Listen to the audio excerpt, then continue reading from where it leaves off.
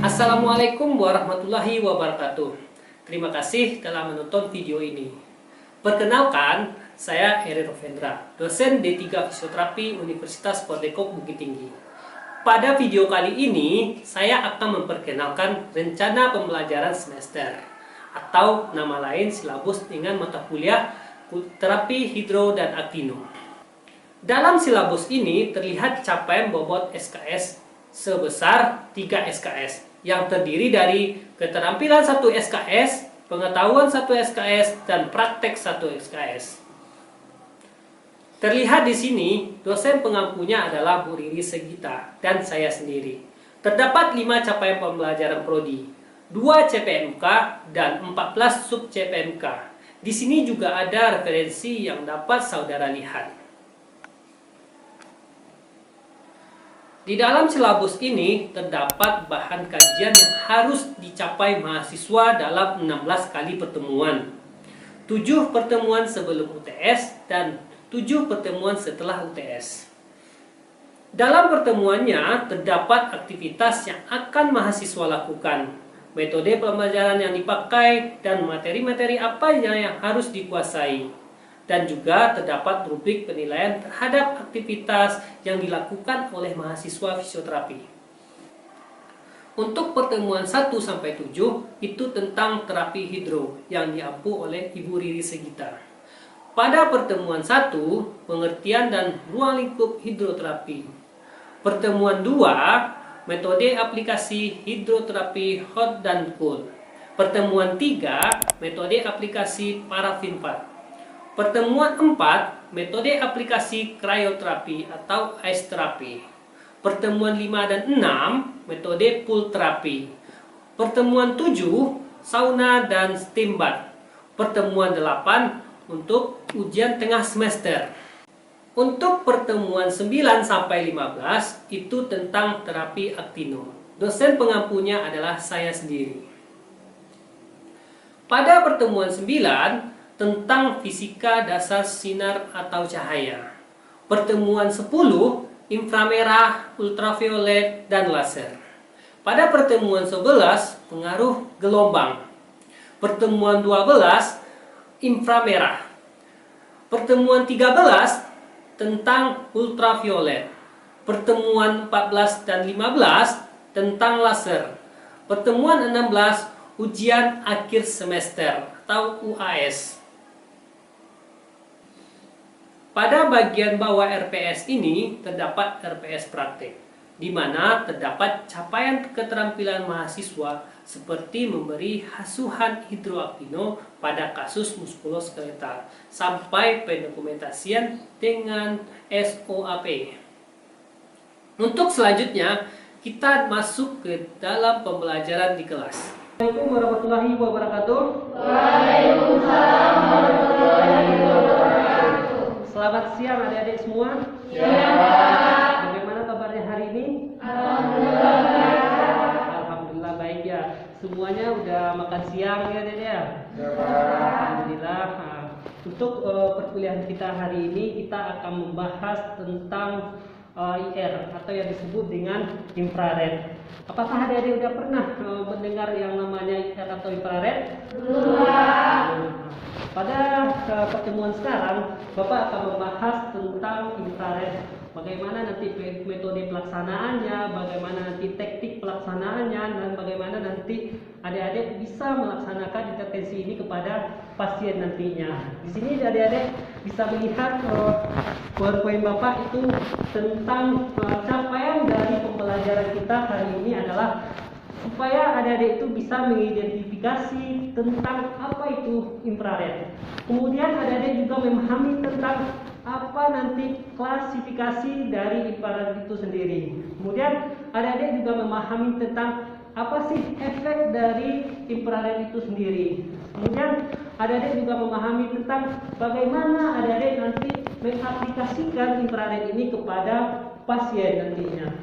Kemudian di sini adik-adik juga harus mengetahui tentang apa itu indikasi dan kontraindikasi terhadap infrared itu sendiri kepada pasien nantinya. Nah, inilah tujuan dari pembelajaran kita untuk capaian adik-adik itu sendiri.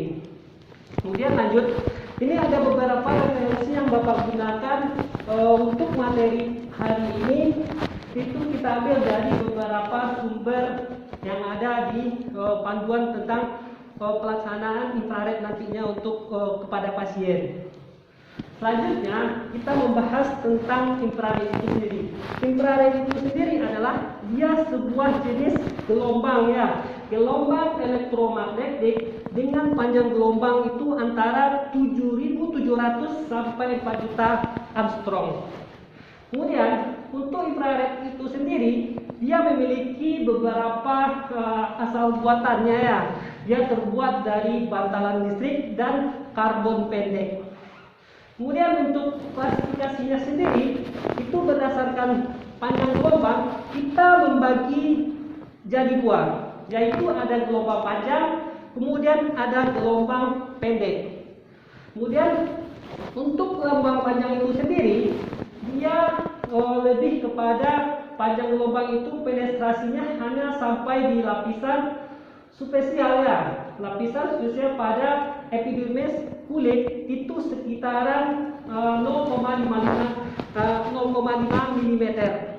Itu ada di daerah epidermis pada kulit. Berarti dia berada di lapisan paling atas nantinya. Itu akan merasakan penetrasi dari infrared itu sendiri. Kemudian untuk gelombang yang pendek itu panjang gelombangnya itu antara 7.700 sampai 12.000 Armstrong. Itu sampai memenuhi secara langsung ke bagian pembuluh darah adik-adik sendiri, yaitu sampai ke pembuluh limpa, kemudian ujung-ujung saraf dan jaringan yang ada di bawah kulit itu sendiri, atau yang disebut dengan dermis dan subkutan nantinya. Di sini bisa adik-adik lihat ini adalah jenis gambar kulit yang ada pada adik-adik. Itu adalah beberapa lapisan yang ada dalam kulit adik-adik sendiri.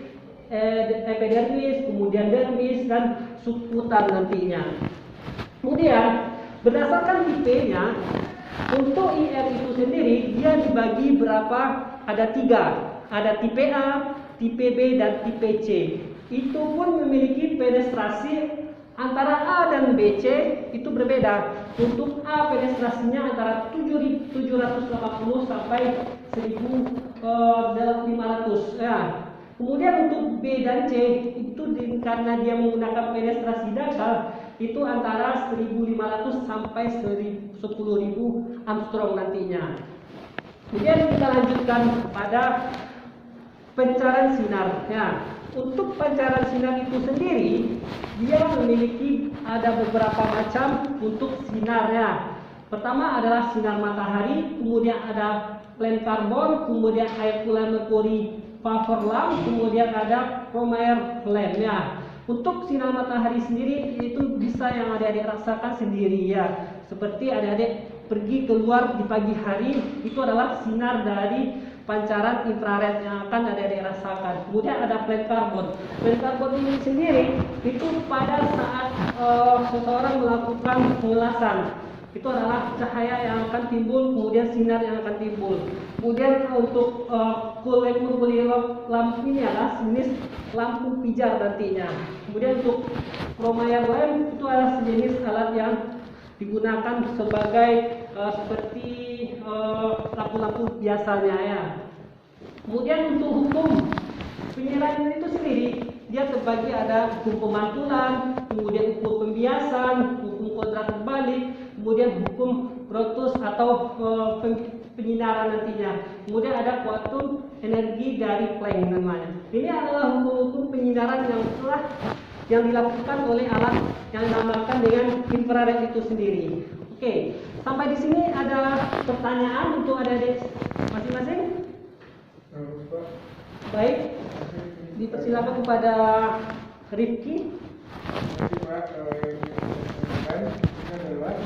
Bagaimana metode pelaksanaan infrared pada pasien. Baik, untuk metode pelaksanaan infrared itu sendiri nanti kita ada metodenya mulai dari persiapan alat, persiapan pasien, kemudian mulai nanti persiapan pelaksanaan. Itu ada 3 metode nanti. Nanti bisa kita lihat secara bersama-sama. Baik, sampai sini ada pertanyaan lagi? Kalau tidak ada, kita lanjutnya. Kemudian untuk hukum pemantulan itu sendiri ya, dia jenis hukum pemantulan pasti sinar datang dan sinar pantul. Kemudian sinar datang dari fokus sesuatu cermin itu cekung akan dipantulkan sejajar. Itu yang disebut dengan hukum pemantulan. Sedangkan hukum pembiasan itu sinar yang jauh dari media yang berat jenis rendah. Kemudian media yang mempunyai berat jenis, maka sinar yang dibiaskan mendekati garis normal, begitu pun sebaliknya. Ini terjadi antara kalau kita melakukan penyinaran, itu yang medianya itu adalah air, maka dia akan terjadi pembiasan karena tidak sesuai dengan pantulan dengan yang sejajar, makanya disebut dengan hukum pembiasan. Kemudian hukum kuadrat terbalik. Ini intensitas penyinaran selalu akan membandingkan terbalik dengan jarak yang dikehendaki. Berarti dia tidak sesuai dengan arah yang dipantulkan tadi. Kemudian hukum Gauss ini terjadi terhadap suatu benda yang terkena benda untuk menyerap sinaran. Nah, makanya kita menggunakan hal ini karena terjadinya penyerapan yang ada di lapisan kulit atau lapisan epidermis kita tadi. Ini adalah beberapa untuk hukum kuantum energi Planck, itu adalah energi cahaya dari energi gelombang elektromagnetik yang dipancarkan kemudian diserap oleh tubuh kita. Itu adalah paket-paket energi yang kuantum besarnya adalah dibandingkan dengan frekuensi yang ada di infrared itu sendiri. Kemudian macam-macamnya, kita memiliki beberapa macam infrared yang akan digunakan oleh fisioterapis, yaitu dia memiliki non-lamonion, kemudian memiliki lamonion. Bedanya adalah untuk yang lamonion ini dia mengandung sinar inframerah saja, sehingga disebut dengan IR radiasi karena tidak memancarkan cahaya, yang ada hanya sebuah radiasi. Kemudian panjang gelombangnya sama, 7.700 sampai 150.000 Armstrong. Kemudian pancaran maksimum pada ini adalah 40 Armstrong. Kemudian generatornya itu kekuatannya adalah sampai 500 watt karena dia tidak memiliki pancaran nantinya. Kemudian strukturnya ada berbagai macam nanti bentuknya. Kemudian untuk yang lamonion generator seperti yang ada dilihat di depan, ini adalah alat yang digunakan dengan panjang gelombangnya antara 3.500 sampai 40 Armstrong. Kemudian untuk memancarkan sinarnya itu 90% dari alat ini dia adalah full dengan infrared. Kemudian 48%-nya adalah disebut sebagai radiative heating-nya. Kemudian generator yang kecil dia mempunyai kekuatan antara 1000 sampai 1500 watt. Kemudian untuk efek fisiologis dan efek terapeutik dari infrared itu sendiri, dia untuk efek fisiologis meningkatkan proses metabolisme yang ada di tubuh pasien nantinya. Saya tanya, kemudian terjadinya vasolidasi pembuluh darah. Kemudian terjadinya pigmentasi pada kulit. Kemudian terjadinya pengaruh terhadap urat-urat saraf sensoris yang ada di permukaan kulit tadi. Kemudian adanya pengaruh terhadap distraksi jaringan. Kemudian adanya terjadi menaikkan temperatur suhu yang kita lakukan penyinaran di sekitar tadi. Kemudian terjadinya mengaktifkan kelenjar keringat. Kalau seseorang yang telah kita lakukan penyinaran, itu akan terjadi peningkatan kelenjar keringatnya. Kemudian untuk efek terapeutik itu sendiri, pertama itu adalah relief of pain. Itu adalah untuk menghilangkan nyeri pada sekitar tadi. Kemudian masker relaksasi untuk merelaksasikan otot-otot yang ada di sekitarnya. Misalnya ada spasming, kemudian ada ketegangan otot, kemudian untuk melancarkan suplai darah, kemudian untuk eliminasi otot yang ada di sekitar pembuluh darah kita itu sendiri. Kemudian untuk metode seperti yang telah ditanyakan adik tadi, ini adalah metode dan prosedur yang dilakukan kalau seandainya kita menggunakan infrared. Mulai prosedur pertama, kita mempersiapkan alat. Kita persiapkan alat di sini, yaitu kita mempersiapkan bagaimana sih alat ini bisa digunakan. Mulai kita melakukan pengecekan kabel, kemudian mencolokkan dengan aliran listrik, kemudian kita melihat nanti ada untuk pengaturan penetrasinya di sini. Apakah dia nanti terang, apakah nanti dia tinggi atau rendahnya nanti untuk frekuensi penggunaannya. Kemudian di sini jika seandainya pasien yang kita gunakan itu antara jarak alat ini dengan pasien itu adalah minimal 40 cm ya. Ibaratnya adalah sekitar satu panjang tangan kita, itu adalah jarak dengan. Kalau seandainya tidak dikasih jarak nanti akan terjadi kontraindikasinya. Kemudian persiapan dosis. Lama digunakannya alat ini adalah itu maksimal adalah per area itu adalah 15 menit nantinya. Kemudian untuk evaluasi ketika kita melakukan pelaksanaan ini kepada pasien, kita lakukan evaluasi apakah efek yang dirasakan oleh pasien. Kita tanya berapa sih panasnya Bu, apakah itu panas, apakah itu dingin, kemudian terlalu hangat nggak, kemudian terjadi kemerah-merahan atau iritasi nggak, itu harus kita evaluasi selama kita menggunakan alat ini. Kemudian di sini ada indikasi dan kontraindikasinya. Untuk indikasi di sini bisa kita lihat pada kondisi peradangannya. Kalau adanya ada pasien peradangan, kemudian ada pasiennya penyakit kulit, kemudian ada pasien yang persiapan exercise, boleh kita menggunakan infrared itu sendiri. Kemudian ada gangguan sirkulasi darah, kemudian ada artritis pada pasien itu sendiri. Kemudian untuk kontraindikasi, ini adalah gangguan sensibilitas, kemudian adanya pendarahan. Untuk kontraindikasi itu sendiri artinya adalah yang tidak boleh kita lakukan kepada pasien padanya gangguan sensibilitas, karena ini menyangkut alatnya yang langsung kepada kulit. Apakah pasiennya ada sensibilitas pada kulit, seandainya kita lakukan penyedaran ternyata terjadi iritasi, itu tidak boleh. Kemudian adanya pendarahan, itu tidak boleh kita lakukan kepada pasiennya nanti. Nah, sampai di sini ada nggak yang ada ditanyakan terkait mengenai perkuliahan hari ini? Ada pertanyaan terkait perkuliahan ini? Tidak ada Pak. Berarti paham semua? Paham. Kemudian untuk kesimpulan, siapa yang bisa menyimpulkan terhadap perkuliahan hari ini? Ada? Coba Rafiq. Terima kasih atas pertanyaannya. Yang saya tangkap dari tadi itu infrared itu terbagi dua, terus ada Luminion dan non-luminion. Kemudian ada metode pelaksanaan pada pasien, ada dosisnya, ada penyiapan alat, dan jarak dari infrared ke pasien. Itu saja. Oke, terima kasih kepada Rafiq untuk telah menyimpulkan. Kemudian untuk selanjutnya nanti di perkuliahan kita ke depannya kita akan membahas tentang ultraviolet dan laser untuk pelaksanaan terapi. Oke, sekian hasil perkuliahan hari ini. Terima kasih kepada adik-adik semua. Untuk kedepannya nanti kita akan membahas tentang UV dan laser untuk pelaksanaan terapi.